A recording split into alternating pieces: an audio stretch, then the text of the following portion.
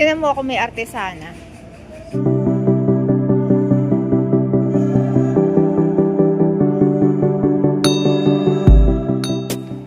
Hola, good morning mula dito sa Madrid, Espanya. Bago tayo mag-umpisa ngayon, pagpasensya nyo na yung aking boses kasi medyo masama yung aking pakiramdam habang bino-voice over ko itong aming ganap ng araw na yan. So today ay papunta kami sa follow-up check-up ng aking asawa mula nung nagpunta kami sa Urgensya. Clinic lang itong pinuntahan namin pero ito ay accredited ng public hospital na pinuntahan namin nung Urgensya Day ng aking asawa.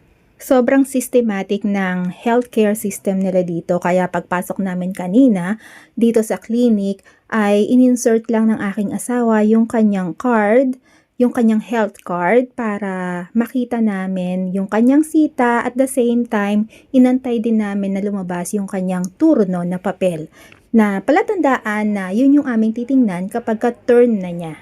Pagkatapos niyan ay binigyan kami ng sita o kailangan daw naming bumalik dun sa public hospital na pinuntahan namin noon kasi may laboratory ulit na gagawin sa kanya. Hindi ka mahahagard sa follow-up check-up mo dito kasi sobrang kalmado lang o trangkila nung mga follow-up check-up niya kasi hindi kami na problema kung kailan siya magpapasita. Mismong yung hospital o hospital staff na yung magsisita sa'yo o magbibigay sa'yo ng schedule.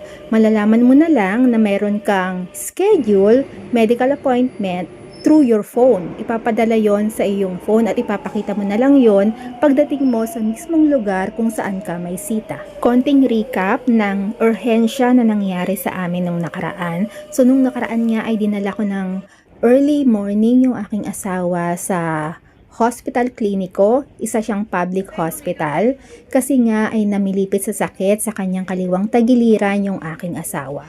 Isa itong public hospital dito sa Madrid, Spain.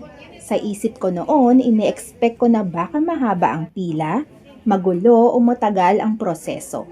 Kasi kung na-experience mo na ang public hospital sa Pilipinas, alam mo na minsan na mahaba ang pila, siksikan, mainit, at minsan kulang pa sa staff. Pero dito sa Spain, ibang-iba talaga. Maraming tao, oo, pero maayos ang sistema. Hindi siksikan, hindi magulo, at kahit public hospital siya, ang dating niya talaga ay parang semi-private hospital. Malinis ang paligid, organized ang system, at kalmado ang atmosphere. Hindi naman ako nagulat masyado. Kasi sa mga previous videos ko na ipakita ko na sa inyo yung health center na malapit sa lugar namin. Di ba sabi ko nga noon, parang private clinic ang itsura kahit public siya at health center lang. Maayos ang pagtawag ng mga pasyente. Hindi yung parang sabay-sabay o nagkakagulo. Isa-isa talaga. Tapos ginawa na sa asawa ko yung mga kailangan na laboratory test. Kabilang na doon ang x-ray, blood test, urine test at iba pang examination. Nilagyan din siya ng swero at doon na rin pinadaan ng gamot dahil sobrang sakit talaga ng nararamdaman niya. Lahat ng laboratory test na ginawa sa asawa ko ay ginawa mismo sa loob ng hospital. Hindi mo kailangang lumabas para pumunta sa ibang laboratory clinic. Hindi mo kailangang mag-ikot kung saan-saan. Aantayin mo lang na ma-forward ang result sa doktor na naka-assign sa iyo. Talagang systematic siya.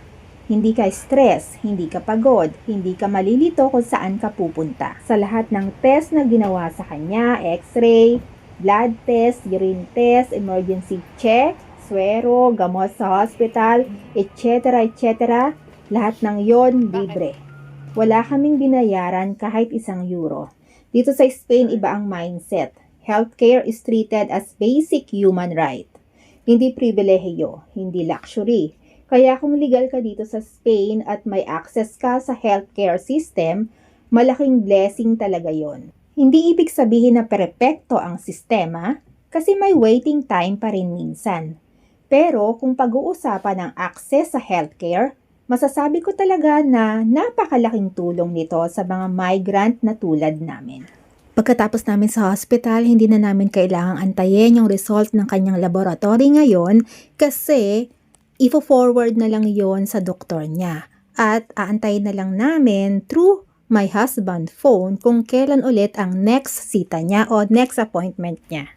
So dahil sobrang aga ng kanyang follow-up check-up ng araw na yan, hindi pa kami nag-almusal kaya nag-almusal muna kami sa Rodilia. And then after no, nag-ikot-ikot na kami at nadaanan nga namin yung Sara, kaya naman may nabili tayo sa Sara. And then after sa Sara, pumunta kami dito sa may bazaar kasi may hinahanap akong table lamp na gusto ko, hinahanap ko talaga yon kasi medyo nahihiligan ko yung mga lamp ngayon kasi gusto kong pagandahin yung mga corners ng aming bahay.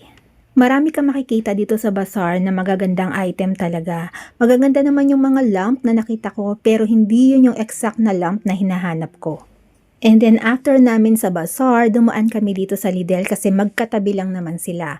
At dahil nga grocery store ito, pumasok na rin kami dito at para mamili ng mga ilang kulang para sa bahay. Dito naman sa Lidl, hindi lang to grocery store. May mga personal items ka ring makikita dito na tulad nitong hair styler na nakita ko at afford ko naman kaya binili ko na siya. And excited akong gamitin ito sa mga susunod na araw. Alright loves, that's all my today's ganap. Simple day pero ang daming little moments that made it special. If you enjoyed this vlog, don't forget to subscribe to my channel and click the notification bell para updated ka at wala kang ma-miss sa susunod kong uploads. Once again, this is Gandang Pilipinas sa Espanya, sharing life, one story at a time. Thank you! Tinan mo ako may artesana. Bye! Mula, batak na kami. Ito kakawete.